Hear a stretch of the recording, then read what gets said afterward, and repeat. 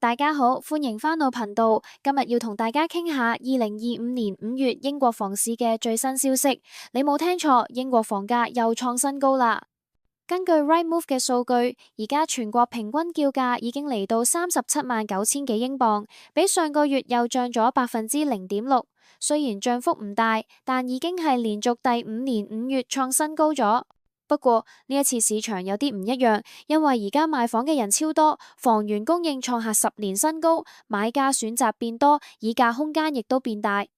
4月因為印花稅調整，買家一度觀望，但5月開始又有回溫，成交量比舊年同期多咗5%。